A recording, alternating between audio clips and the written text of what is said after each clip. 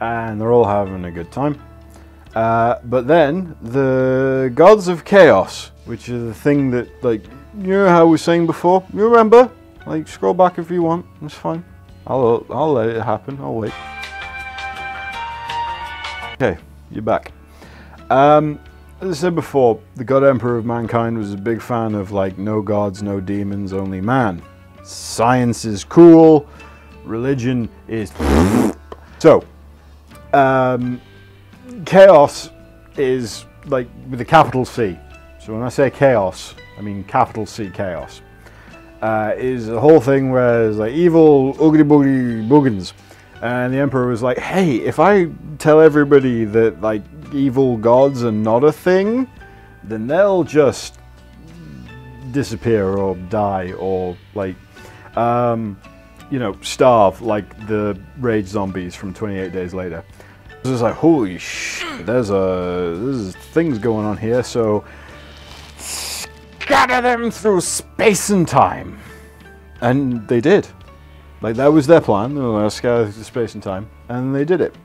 They're motivated go-getters is chaos. Ooh. Go-getters. Go-getters a sandwich. I'd love a sandwich. Oh. That was too much. That was too much drink.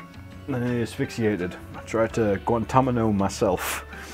Guantanamo? Aye, waterboard.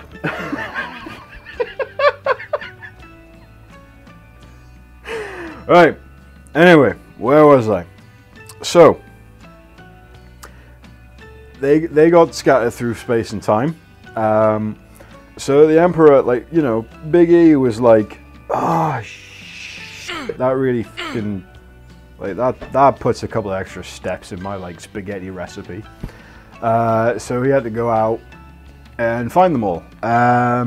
He did manage, in the meantime, somehow, can't quite remember, but that's the point of this, to make legions of what he calls Space Marines, which... So yeah, so he goes on his Grand Crusade, he's got his legions of Space Marines. The Space Marines are all sort of like... Right, so if you think about it, like, the Primarchs are like 1/20th of the Emperor's power. The Space Marines are like 1/10,000th of the power of a Primarch. And Space Marines will kick your chest through your back. Like, there they are, crazy powerful. Like an 8-year-old fighting a toddler. So they'll just, like... Space Marines are crazy powerful anyway. Like, they are like 8-foot tall super soldiers in their own right. So, like, Primarchs are like 12-foot tall, like, absolute freaks of nature. Like, you'd know a Space Marine, you'd know a Primarch if you saw one in the street, because you're like, oh, just Jesus titty Christ. Like, that is the worst human being I've ever seen. And if it ever works out that I've thought that about it, it will snap me like a hammer at Twiglet. So he goes across, so the Emperor is going across space, and he's trying to find them all. And he finds all of them, and they all come back in the fold. Some of them, excuse me. Yeah, pretty much. Like, most of them are like, oh, I always kind of knew that this was a thing that was going to happen. This is pretty awesome. Like, cheers for showing me purpose in the world. Some of them are kind of like, okay, WTF? Like, I was having a time here, and now you've kind of, like, turned up and told me that I have an apprenticeship that I never signed up for, and now I just got to do that. And that's a weird thing. So there's levels of interest on the whole sort of Grand Crusade, humanity, Uber Alice kind of thing. And then this eventually culminates in one of Big E's Primarchs / Gene's sons. It depends on how you look at it. Sometimes he's like, these are my children! And other times he's like, I don't care much for Job.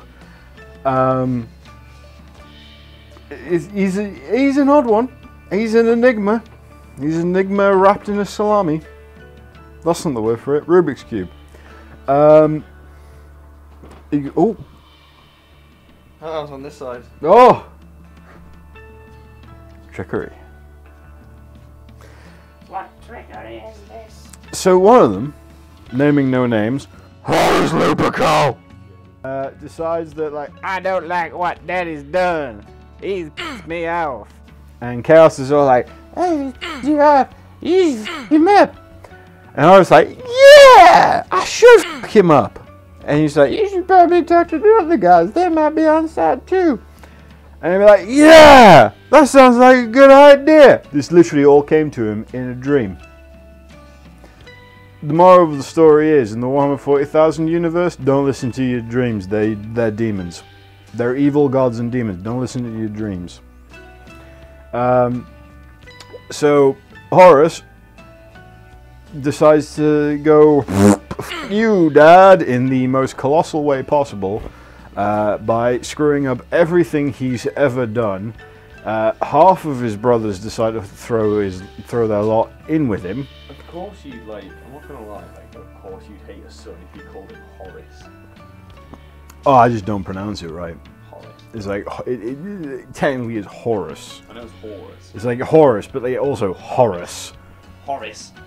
Hey, Horace the War Master. That told from Huxley Pig. Horace. Like that bastard from My Hero Portia, Higgins. I hate him. I fought him in the street. My Time in Portia, that's the one. I can't remember the name of it. I've put 40 hours into that game and I can't fucking remember the name of it. You little shithole. What's he done? Hey! We've had words about this. Deal with this cat.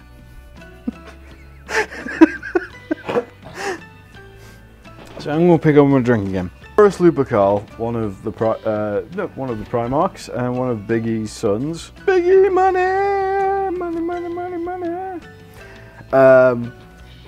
He decides that he's going to have a rebellion against Big Papa Pump, and he's going to drag like half of his brothers in with this, and it causes a whole huge storm that I think takes anywhere between. I'm trying to think about this. Okay. Like, I'm trying to remember how long the Horus Heresy lasted, and I've got two numbers in my mind. It's either 7 years or 50. I can't remember where I read that. Might have made it up. Who knows? I'm drinking Windex. Where was I? Yeah, the Horus Heresy. So the Horus Heresy was a whole big cluster for the entire concept of human unification across the stars, because the demigod decided that, F you, Dad, I'm in charge. He didn't realize that, like, when Big E was like, you're in charge, you go across the stars and you fucking fight the shit out of everybody and make sure they all toe the line. I'm going to go back to Earth for reasons. He didn't realize that the reasons were for him to find a way to cross space without annoying the devil, for one of about, well, several devils. There are 4 devils, maybe 5, we don't know. Maybe 6, who knows. At least 4. Somewhere between 4 and 8.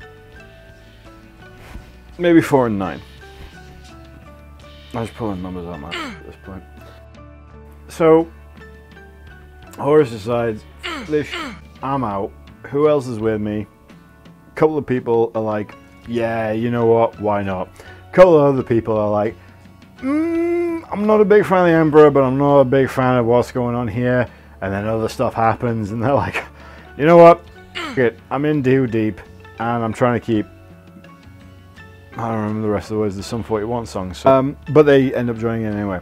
This ends up culminating in a huge, big old ruckus tuckus on Earth itself, with the grand finale being Horus and the Emperor doing their best impersonation of Robbie Lawler and Rory McDonald 2. Check it out on YouTube. It's a fucking bloodbath. They beat the living shit out of each other. Horus sort of like gets the upper hand and he's like, I'm gonna put my clawed fist up in your business. The Emperor's like, oh shit, that hurts like f***. But counter swing, I'm gonna annihilate your soul. Like, as counter swings go, it's pretty f***ing powerful. So Horus's soul is like annihilated. He's done. Like, dunzo. like disco, done. Dunzel curry. Dunzel curry. I like that. That's pretty good.